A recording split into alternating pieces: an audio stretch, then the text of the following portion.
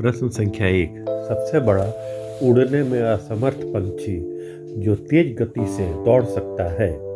Option A penguin, option B kiwi, option C ostrich, option D emu. And the answer is option C ostrich. सबसे बड़ा उड़ने में असमर्थ पक्षी शुतुरमुर्ग ऑस्ट्रिच है, जो उड़ नहीं सकता लेकिन 70 किलोमीटर प्रति घंटे की अविश्वसनीय गति से दौड़ सकता है, जिससे यह जमीन पर सबसे तेज पक्षियों में से एक है और अपनी उड़ान की कमी की भरपाई गति से कर सकता है। प्रश्न संख्या 2। इतिहास अपने आप को दोहराता है, यह किसका कथन है? Option A Hegel, option B Kalhana, option C Karl Marx, option D वर्नी। And the answer is option C Karl Marx. इतिहास अपने आप को दोहराता है, यह कथन कई लोगों से जुड़ा है, लेकिन इसके सबसे प्रसिद्ध रूपों में से एक कार्ल मार्क्स का है, जिन्होंने कहा था इतिहास खुद को दोहराता है, पहले एक त्रासदी के रूप में, फिर एक प्रहसन के रूप में। प्रश्न संख्या 3।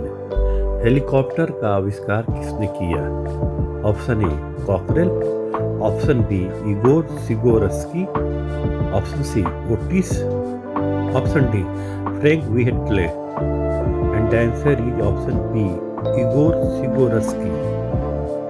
इगोर सिगोरस्की एक रूसी अमेरिकी ने 1941 में पहला उपयोगी हेलीकॉप्टर का आविष्कार किया। उसका मॉडल VS-300, जो कि एक एकल इंजन और 3 ब्लेड हेलीकॉप्टर था, यह एक एकल ऊर्ध्वाधर विमान टेलर रोटर एंटी टॉर्क का विन्यास उपयोग करके पहला सफल हेलीकॉप्टर बन गया। प्रश्न संख्या 4। प्रधानमंत्री ग्राम सड़क योजना किस वर्ष प्रारंभ की गई थी? Option A 1999, option B 2000, option C 2001, option D 2002। And the answer is option B 2000। प्रधानमंत्री ग्राम सड़क योजना 25 दिसंबर 2000 को भारत सरकार द्वारा प्रारंभ की गई थी, जिसका मुख्य उद्देश्य असंबद्ध ग्रामीण बस्तियों को 12 सड़क संपर्क प्रदान करना था। यह एक 100% केंद्र प्रायोजित योजना है, जिसे तत्कालीन प्रधानमंत्री अटल बिहारी वाजपेयी द्वारा शुरू किया गया था। प्रश्न संख्या 5। गगनचुंबी इमारतों का शहर किसे कहा जाता है? Option A Dubai, option B London, option C New York, option D Washington DC। And the answer is option C New York. New York शहर को अक्सर गगनचुंबी इमारतों का शहर कहा जाता है, क्योंकि यह ऐतिहासिक रूप से गगनचुंबी इमारतों का जन्म स्थान रहा है और आज भी यहाँ बहुत बड़ी संख्या में ऐसी इमारतें हैं।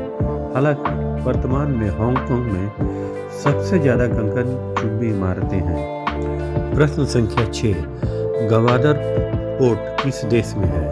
Option A Iran, option B Pakistan, option C Bharat, option D Sri Lanka. And the answer is option B Pakistan. Gwadar बंदरगाह पाकिस्तान के बलूचिस्तान प्रांत में स्थित है, जो अरब सागर के तट पर एक गहरा बंदरगाह है और चीन पाकिस्तान आर्थिक गलियारे का एक प्रमुख हिस्सा है, जो कि इसे रणनीतिक और आर्थिक रूप से महत्वपूर्ण बनाता है।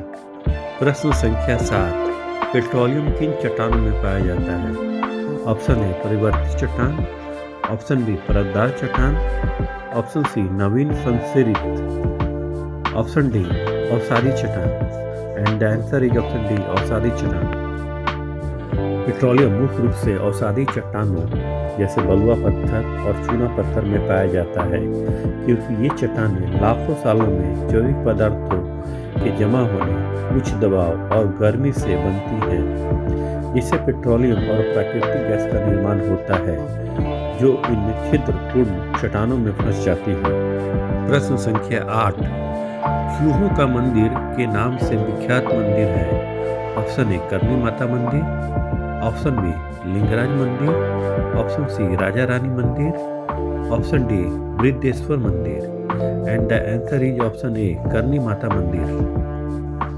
चूहों के मंदिर के नाम से विख्यात मंदिर करनी माता मंदिर है, जो राजस्थान के बीकानेर जिले के देशनोक कस्बे में स्थित है। यहाँ हजारों चूहे पाए जाते हैं जिनकी भक्त पूजा करते हैं और सफेद चूहे का दिखना बहुत शुभ माना जाता है। प्रश्न संख्या 9, भारत में हरित क्रांति का सर्वाधिक प्रभाव किस फसल पर पड़ा?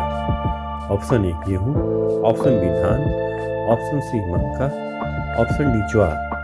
And the answer is option A गेहूं। भारत में हरित क्रांति का सर्वाधिक प्रभाव गेहूं की फसल पर पड़ा, जिससे इसके उत्पादन में कई गुना वृद्धि हुई और देश में खाद्यान्न खासकर गेहूं और चावल के मामले में आत्मनिर्भर बना। गेहूं की उच्च उपज वाली किस्मों के बीच बेहतर सिंचाई और उर्वरकों के उपयोग से पंजाब, हरियाणा और उत्तर प्रदेश जैसे राज्यों में उत्पादन में भारी बढ़ोतरी हुई। प्रश्न संख्या 10, भारतीय संविधान के किस अनुच्छेद में नए राज्य के प्रवेश या स्थापना का प्रावधान किया गया है?